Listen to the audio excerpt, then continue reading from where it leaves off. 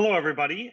Welcome to another installment of Window Shopping. This is where we take you through kind of a cool architectural home that we've sort of identified, something unusual. And I'm always excited about cool houses, but I'm especially excited this week because I like when people do something different.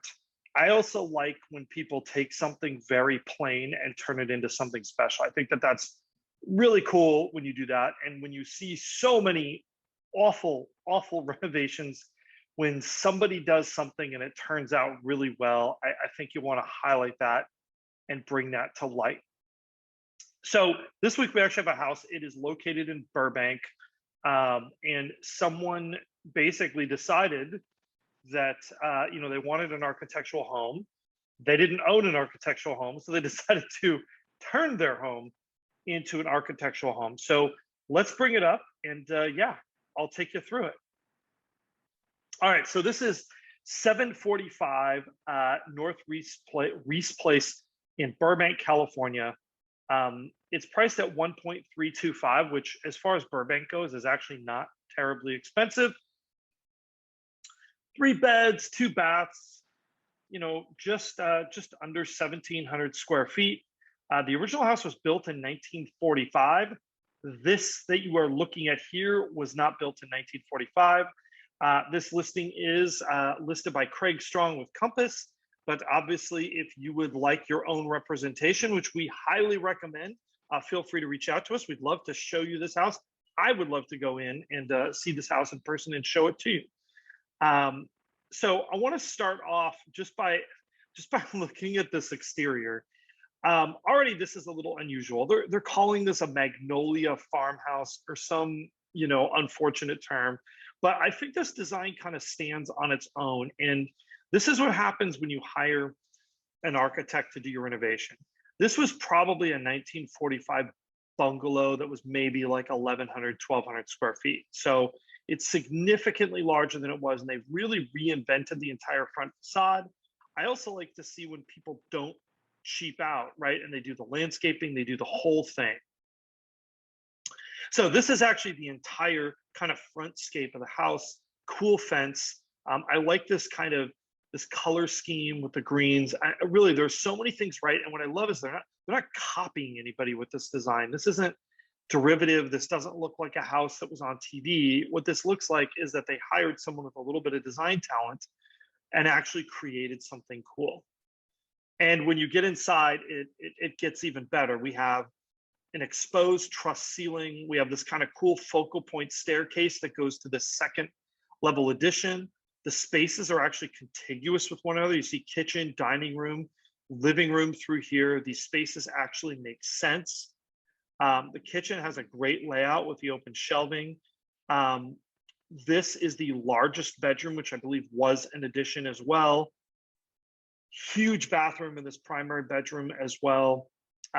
They did this cool patio cover too that has a high ceiling with the slats. I think the urge, right, when you do these kind of patio covers is to make this huge thing that blocks out the light. They resisted that. They have extra clear story windows here, gigantic sliding doors that go back into the house. I mean, just so many things right with the way this was done. This is that big side yard area that you see from the front. It's cool to have a little bit of grass space. I know grass hasn't been that popular, but it's neat to see somebody put that in. Another view of the front here. I mean, really great curb appeal in this house. Again, a lot of this is because you don't see this design everywhere. I don't feel like I've looked at this house in 5 other neighborhoods last week. This isn't a flip. This was clearly a design that was done with somebody who had intentions to stay here a long time. We have a modern Dutch door leading to the inside, cool steps going up, this front porch space. When you look in this living room area that you see, I mean, 1,700 square feet is not a huge house, right? Like this is not a particularly large house, but to see what they've done to create a volume of space. Again, this exposed truss arrangement, the sense of symmetry going towards the fireplace. I mean, just really a cool design. I'm a very big fan of it. You got the staircase here, view from the kitchen. This is that large bedroom or one of the large bedrooms that you see here. Another cool little outdoor area, patio. I love the plantings in this house too, because if you buy a flip house, I'm going to go off screen share here for a second. This is a little bit of a lesson. The difference between a home that somebody has designed for themselves and a home that somebody is building as a flip. Until you get to about $2 million and up, landscaping is an afterthought. There's not a lot of money in it for the flippers. It's whatever they do when their budget, what's left over in the budget towards the end. And the result is you just kind of get half-baked landscapings. And the problem with that isn't just a money thing, but it's a time thing. To really do plants well, you either need to just spend a huge amount of money to buy mature plants, or you need to plant them, install them, and allow the landscaping to grow in. And it's hard to wait. We live in an instant gratification society. So to see this kind of growth, and it gives you that level of privacy, that's really something special. We have another secondary bedroom here, high ceilings, great size. Another bathroom. This is looking down into that living room space. This is a bedroom that's at the top of the stairs here. Kind of a cool space. One of the things that you find with architectural homes is you find that the rooms have their own sense of identity. It's not just like another 10 by 10 secondary bedroom. Each room kind of has its own unique feel to it. Washer and dryer inside. Another great look at this backyard patio, that side yard. Really, this is a nice place. They've really done a lot to make this work. You have this movable gate, this parking area, this garage on the side. So there is a 2-car garage. They didn't convert existing space. Really, I think you could spend a lot more and not have something nearly as nice. View of the mountains. Really a cool place.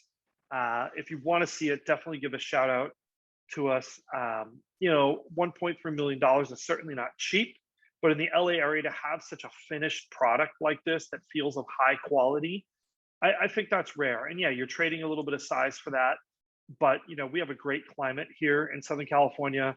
You probably don't need as much space inside as you think you do. I think it's a worthwhile trade. Anyhow, thank you guys so much for watching. We like doing these videos. We love architectural homes. If you are watching this on our YouTube channel, you might want to sign up for our architectural email, where we have a video as well as we feature some other houses. That's pretty cool. Definitely like, subscribe, smash that notification bell like everybody says. And yeah, we'll see you next week, everybody.